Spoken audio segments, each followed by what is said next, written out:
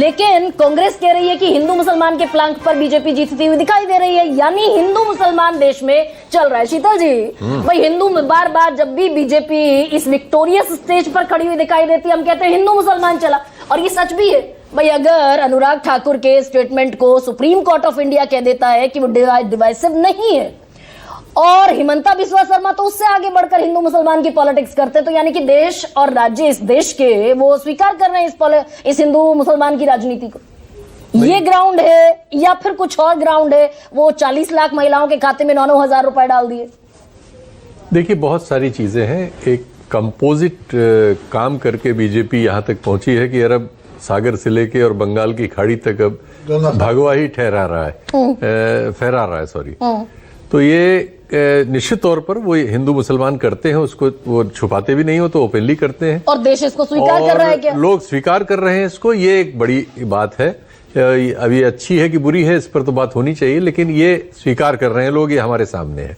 आसाम में उन्होंने स्वीकार कर, आसाम के मुख्यमंत्री और उत्तर प्रदेश के मुख्यमंत्री तो जो कुछ बोलते हैं, अब इस दौर में कोर्ट्स के लिए भी वो गलत नहीं है। नहीं, अब तो शुभेंदु अधिकारी और हिमंता बिस्वा शर्मा से पीछे खड़े हुए दिखाई देने लगे योगी आदित्यनाथ। बिल्कुल, हो सकता है फुल फ्लेजेड इलेक्शन में थोड़ा सा और बेहतर फॉर्म में दिखाई दे। निश्चित तौर पर बंगाल में जो बीजेपी के नेता शुभेंदु अधिकारी के नेतृत्व में जो भाषा और जो कुछ बोलते थे, खुला, उसमें कोई छुपाते ही नहीं थे, और सीधे हिंदू, हमारा हिंदू पोलराइज हो गया है, हिंदू हमारे साथ है, सारा हिंदुओं का बहुमत मिल रहा है। एक चीज हम सबको देखनी चाहिए, वो एक अलग चर्चा का विषय है कि बीजेपी का एक नैरेटिव है, और कई बार वो खुल के कहते हैं, इसमें सकुचाते भी नहीं है, लेकिन इसमें अपनी वीकनेस को विपक्ष छिपा ले, क्लोज कर ले कि हमारा कुछ है ही नहीं। अगर उन्होंने 9,000 रुपए दिए असम के मुख्यमंत्री ने, तो 6 साल से 5 साल से 18,000, 40 लाख महिलाओं को 18,000 नहीं, 9,000 नहीं, 9,000 है वो।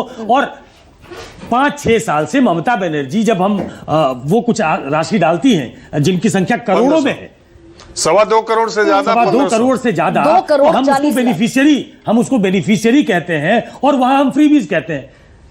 और वो देके भी अगर वो चुनाव हार रही है, तो ये रिकंसाइल करना पड़ेगा विपक्ष को कि कहीं ना कहीं ऐसी कुछ वीकनेस है जिसको वो पकड़ नहीं पा रहे हैं। उस पर ध्यान देना पड़ेगा। नहीं, ये सच है कि ममता बनर्जी भी मुस्लिम पोलराइजेशन की राजनीति करती रही हैं। राहुल गांधी ने जो बात कही थी वो गलत नहीं कही थी। वहां लेफ्ट और राहुल गांधी ने पॉलिटिकल स्टैंड सही लिया था, लेकिन चुनाव नहीं लड़ा। जैसे कांग्रेस को 3% कांग्रेस के लिए भी एक जमाने में रिपोर्ट में कहा गया कि हमको मुसलमानों की पार्टी लोगों ने समझ लिया, और हम इसको काउंटर नहीं कर सकते। लेकिन तो ये भी एक बड़ा खतरा है आज की तारीख। सुकेश, जब हम ये कहते हैं कि भाई विपक्ष को इलेक्शन लड़ना नहीं आ रहा है, वो लोगों की नब्ज नहीं टटोल पा रहे हैं, वो पेनिट्रेट नहीं कर पा रहे, तो हम भूल जाते हैं कि वेस्ट बंगाल का election and including every state of India जहां जहां इलेक्शन हुए, भाई SIR के नाम पर जितनी चीजें हुई, उन्होंने चुनावों को बिल्कुल एक्स्ट्राऑर्डिनरी बना दिया। और जिस तौर पर स्टेट गवर्नमेंट के साथ स्टेट लीडर्स लड़ते हुए नहीं दिखाई दिए, बाकायदा स्टेट गवर्नमेंट के साथ यूनियन गवर्नमेंट लड़ती हुई दिखाई दी, वो एक मसल फ्लेक्सिंग नजर आई ना, और ये पहली दफा देखा इस देश के चुनाव में। एक और बात में शीतल, विपक्ष को सब बताते थे कि ममता बनर्जी की तरह लड़ना चाहिए। सारे देश में हर आदमी कहता था कि कांग्रेस ममता बनर्जी की तरह काम नहीं करती, निकल जाती है अखिलेश ममता बनर्जी की तरह काम नहीं करते सब। लेकिन ममता बनर्जी ने क्या नहीं किया? IPAC को लगाया। IPAC 3,000 लोगों को लेके रेगुलर काम कर रहा था 6 साल से, और इस समय इलेक्शन में उसके 10,000 लोग लगते हैं। आप सोचिए कितना बड़ा फंड इसमें लगा होगा। तो ममता बनर्जी ने तो सब कुछ किया, पैसे भी दे रही थी, वेलफेयर एक सेकंड, ये बड़ी खबर इस वक्त की, और इलेक्शन कमीशन ऑफ इंडिया का आंकड़ा तृणमूल कांग्रेस को 76 सीटों पर आगे बता रहा है, और बहुमत के बिल्कुल करीब जाती हुई दिखाई दे रही है Bharatiya Janata party. And this will be a historic mandate.